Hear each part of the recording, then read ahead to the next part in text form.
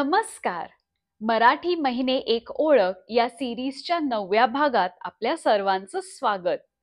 अश्विन हा आपल्या हिंदू पंचांगातील 7वा महिना. आपल्या ग्रेगोरियन कॅलेंडर प्रमाणे हा महिना साधारण सप्टेंबर ते ऑक्टोबर मध्ये येतो. चातुर्मासातील हा 3रा महिना. अश्विन महिन्यात चंद्र अश्विनी नक्षत्रात असतो. शरद ऋतू हा अश्विन महिन्यात सुरू होतो, म्हणून वातावरण जरासे बदलल्यासारखे वाटते. हा महिना आपल्या सर्वांकरता फारच महत्वाचा आहे.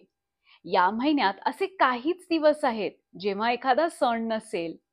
अगदी अश्विन प्रतिपदेपासून सणांची सुरुवात होते आणि अश्विन अमावस्या तर फारच खास.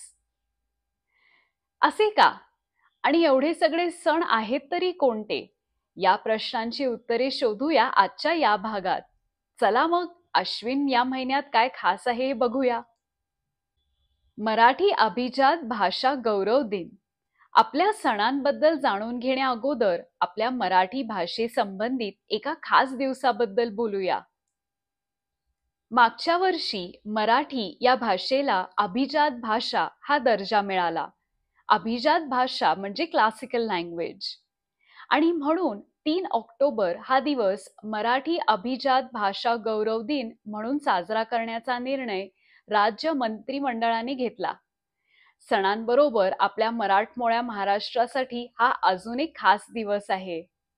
अश्विन प्रतिपदा, मातामह श्राद्ध. अश्विन प्रतिपदेला एक श्राद्धाचा विधी केला जातो, ज्याला मातामह श्राद्ध असे म्हणतात. या दिवशी नातवाने आदराने आपल्या आईच्या वडिलांचे म्हणजेच आपल्या आजोबांचे स्मरण करून दान करायचे असते. मातामह श्राद्ध हे जरी श्राद्ध असले तरी पितृपक्षात ते केले जात नाही. अश्विन शुद्ध प्रतिपदा, घटस्थापना, शारदीय नवरात्र. अश्विन शुद्ध प्रतिपदेला शारदीय नवरात्र उत्सवाचा प्रारंभ होतो. आदिशक्ती दुर्गा मातेचा हा उत्सव शरद ऋतूमध्ये येत असल्यामुळे त्याला शारदीय नवरात्र असे म्हटले जाते. आजपासून पुढचे 9 दिवस आपण देवीच्या 9 रूपांची पूजा करतो. या रूपांबद्दल थोडे पुढे बोलूया. उत्तर भारतात चैत्रात नवरात्र हा सण साजरा केला जातो, ज्याला चैत्र नवरात्री असे म्हणतात. आपल्या इथे हे 9 दिवस देवीची पूजा केल्यास 10व्या दिवशी दसरा किंवा विजयादशमी हा सण साजरा करतात. या 10 दिवसांमध्ये या देवी सर्वभूतेषु शक्तिरूपेण संस्थिता नमस्तस्यै नमस्तस्यै नमस्तस्यै नमो नमः अशी प्रार्थना करत आपण देवीचे आशीर्वाद घेतो. घटस्थापना. नवरात्र या उत्सवाचा पहिला दिवस म्हणजे घटस्थापना. काहींकडे नंदादीप किंवा आनंददीप स्थापना असते, तर काहींकडे घट बसवून देवीची स्थापना करतात. भारत हा शेतीप्रधान देश असल्यामुळे शेतकरी बंधूंच्या घरी सप्तधान्याची पेरणी असते, म्हणजे घटस्थापना झाल्यावर शेताची पेरणी केली जाते. या 9 दिवसात आपण आपल्या कुलदेवीची पूजा देखील करतो. वेगवेगळ्या पद्धतीने नवरात्र हा सण साजरा केला जातो. कुळाचाराप्रमाणे सुवासिनी, कुमारिका, ब्राह्मण यांना जेवायला बोलवून त्यांचा सन्मान केला जातो. देवीला आपण शक्ती असे मानतो. ही शक्ती म्हणजे एक प्रकारची एनर्जी किंवा ऊर्जा. कुठल्याही गोष्टीसाठी ऊर्जा ही महत्वाची आणि म्हणून या आदिशक्तीची पूजा, तिची आराधना आपण या काळात करतो. दुर्गा मातेचे 9 रूप. देवीच्या कुठल्या 9 रूपांची पूजा नवरात्रात करतात याबद्दल थोडक्यात जाणून घेऊया. प्रतिपदेला शैलपुत्री देवीची पूजा करतात. दुसऱ्या दिवशी देवी पार्वतीच्या ब्रह्मचारिणी या रूपाची पूजा करतात. ब्रह्मचारिणी रूपात देवी पार्वतीने शंकरदेव प्राप्तीसाठी कठोर तपश्चर्य केले होते. देवीच्या या अवताराला आनंद आणि शांततेचे प्रतीक मानले जाते. तृतीयेला देवीच्या चंद्रघंटा या रूपाची पूजा करतात. या देवीच्या कपाळावर चंद्राच्या आकाराचं कुंकू आपण बघतो आणि म्हणून तिला माता चंद्रघंटा असे म्हणतात. ही देवी शौर्याचे प्रतीक आहे. चतुर्थीला कुष्मांडा देवीची पूजा करतात. देवीचे 8 हात आहेत व ती वाघावर बसली आहे असे चित्रात आपण बघतो आणि म्हणून तिला अष्टभुजा देवी असे पण म्हणतात. पंचमीला आपण स्कंद माता देवीची पूजा करतो. देवीच्या या रूपात एक लहान बाळ आहे. हे बाळ म्हणजे स्कंद किंवा कार्तिकेय आणि म्हणून देवीला स्कंद माता देवी असे म्हणतात. देवीचे हे रूप आईच्या शक्तीचे प्रतीक आहे. अश्विन शुद्ध पंचमी ही ललिता पंचमी म्हणून सुद्धा साजरी केली जाते. या दिवशी कुमारिका पूजन करण्याची पद्धत आहे. नवरात्रातील 6व्या दिवशी कात्यायनी देवीची पूजा करतात. कात्यायन ऋषींच्या विनंतीवरून त्यांच्या पोटी जन्म घेतलेल्या पार्वती मातेच्या या रूपाला माता कात्यायनी असे म्हणतात. देवीचे हे रूप सर्वात हिंसिक रूपांपैकी एक मानले जाते. भारतात या दिवशी महाषष्ठी साजरी करतात. 7व्या दिवशी आपण कालरात्री देवीची पूजा करतो. हे रूप म्हणजे देवी दुर्गेचे सर्वात उग्र रूप मानले जाते. अष्टमीला आपण महागौरी या रूपात देवीची पूजा करतो. ही देवी बुद्धिमत्ता आणि शांतीचे प्रतीक आहे. या दिवशी संध्याकाळी घागरीमध्ये धूप घालून घागरी फुंकतात व देवी पुढे जागरण केले जाते. पूर्व भारतात हा एक महत्वाचा दिवस असतो कारण या दिवशी महाअष्टमी साजरी केली जाते. नवमीला सिद्धिदात्री देवीची पूजा करतात. या दिवसाला खंडेनवमी असे पण म्हणतात. पार्वती मातेचे हे कमळावर बसलेले रूप सर्व सिद्धी किंवा संकल्प पूर्ण करतात अशी मान्यता आहे. घराघरातील नवरात्र आज उठवले जाते. पूर्वीच्या काळात या दिवशी आपल्या शस्त्रांची पूजा करायचे. मात्र आपण आपल्या दैनंदिन जीवनात वापरत असलेल्या यंत्रांची वही पुस्तकांची पूजा करू शकतो. सिद्धिदात्री देवी शिव आणि शक्तीचे अर्धनारीश्वर रूप म्हणूनही ओळखली जाते. या दिवशी कोल्हापूरची अंबाबाई आणि तुळजाभवानी या दोन्ही ठिकाणी महिषासुरमर्दिनीचा देखावा उभारतात. भाविक उत्साहाने या मंदिरांमध्ये देवीचे दर्शन घ्यायला व देखावे बघायला जातात. देवी जशी पार्वती, उमा, गौरी या शांत रूपात ओळखली जाते तशीच तिची अंबा, भवानी, काली, महिषासुरमर्दिनी अशी उग्र रूप पण आहेत. नवरात्र या उत्सवातून एक मोठी शिकवण आपल्याला मिळते. वेळ आली तर एक स्त्री तिच्या महिषासुरमर्दिनी रूपात कुठल्याही संकटाला सामोरे जाऊ शकते. धार्मिक रीती देवीला अमुक रंगाची साडी अमुक दिवशी घालायची असते असे कुठल्याही लेखात अजून तरी आढळले नाही.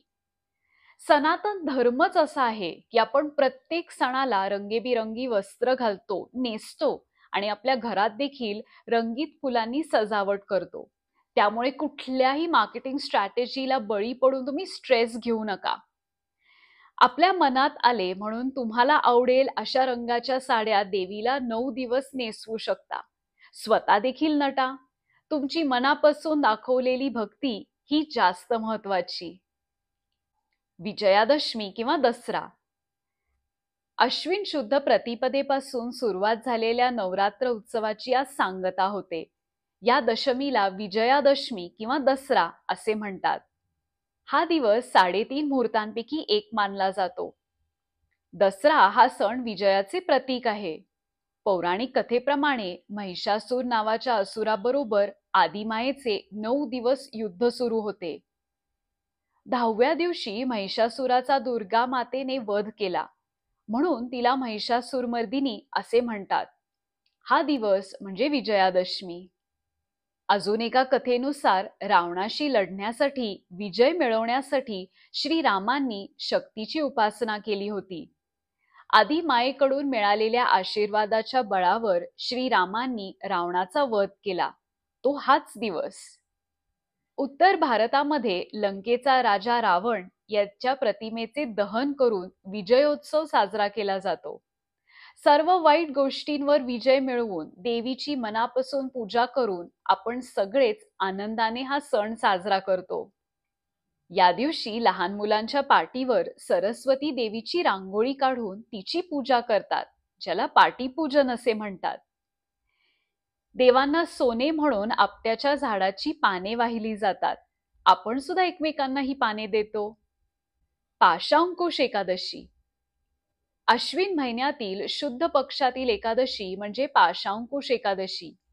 ही एकादशी पापांचा नाश करणारी एकादशी म्हणून मानली जाते. पापरूपी मनावर अंकुश ठेवण्यासाठी या दिवशी व्रत केले जाते.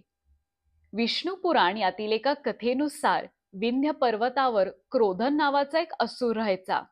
त्याच्या हातून बऱ्याच वाईट गोष्टी घडल्या होत्या. यमराज यांच्याकडून आपले बचाव करण्याकरता तो अंगिरा ऋषींच्या आश्रमात गेला. तिथे अंगिरा ऋषींनी त्याला पाशांकुश एकादशीचे व्रत व विष्णुदेवांप्रती उपासना करण्यास सांगितले. अश्विन महिन्यात येणाऱ्या पौर्णिमेला शरद पौर्णिमा किंवा कोजागिरी पौर्णिमा असे म्हणतात.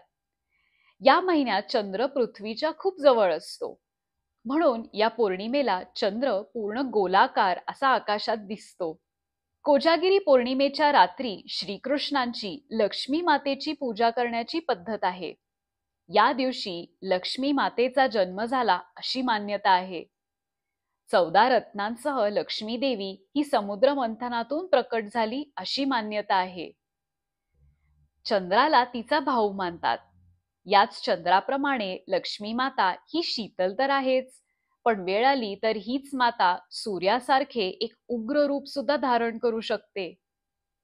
कोण जाग आहे असं विचारत लक्ष्मी प्रत्येकाच्या घरी जाते, म्हणून आज जागरण केले जाते. ती आपल्या घरी कायम राहावी म्हणून तिची काटेकोर काळजीनं उपासना करणं आवश्यक आहे. दूध आटवून त्यात केशर, पिस्ते, बदाम, वेलदोडे, जायफळ, साखर घालून लक्ष्मी देवीला नैवेद्य दाखविला जातो. या दिवशी प्रत्येक कुटुंबातील ज्येष्ठ संततीला ओवाळून त्याची किंवा तिची अश्विनी साजरी करतात. नवान्न पौर्णिमा. नवान्न पौर्णिमा म्हणजे नवीन पौर्णिमा. नवान्न म्हणजे नवीन अन्न. ही पौर्णिमा खास करून कोकणात व निसर्गाबद्दल वाटणाऱ्या कृतज्ञतेपोटी साजरी करतात. गणेश उत्सवानंतर साधारण भात हे पीक तयार होते आणि घटस्थापनेला नवीन पिकाची पेरणी करतात. हाच नवीन भात शिजवून त्याबरोबर नवीन तांदळाची खीर व पिठाचे पातोळे करतात. या सणाशी जोडलेली एक खास परंपरा म्हणजे घराबाहेर लावलेले नवे बांबूच्या पट्ट्या काढून त्यांची नक्षीदार रचना करून सोनेरी कागदाचा वापर करून हे नवे तयार केले जायचे. मात्र आजकाल हे नवे जरा बदलले आहेत.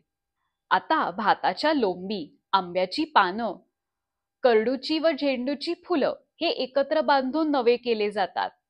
देवघरात, तुळशी वृंदावन, गुरांचा गोठा, विहीर या सर्व ठिकाणी हे नवे बांधतात. आणि तुम्हाला माहित आहे का, हे नवे असेच वर्षभर लावून ठेवण्याची पद्धत आहे आणि पुढच्या वर्षी नवान्न पौर्णिमेला नवीन नवे बांधतात. नवेमध्ये प्रत्येक वापरलेल्या गोष्टीमागे शास्त्रीय महत्व आहे. अश्विन महिन्यात जर 2 दिवस पौर्णिमा असेल तर पहिली ही कोजागिरी पौर्णिमा असते, तर दुसऱ्या दिवशीची नवान्न पौर्णिमा. आणि जर एकाच दिवशी ही पौर्णिमा असेल तर सकाळी नवान्न आणि संध्याकाळी कोजागिरी पौर्णिमा साजरी केली जाते. अश्विन महिन्यात येणारे सण इथेच थांबत नाहीत, मात्र आपला एपिसोड आज इथेच थांबतोय. अश्विन महिन्यातील पौर्णिमेनंतर येणाऱ्या सणांबद्दल बोलूया पुढच्या भागात. नवरात्र, दसरा आणि कोजागिरी पौर्णिमेनिमित्त खूप शुभेच्छा. भेटूया लवकरच. धन्यवाद.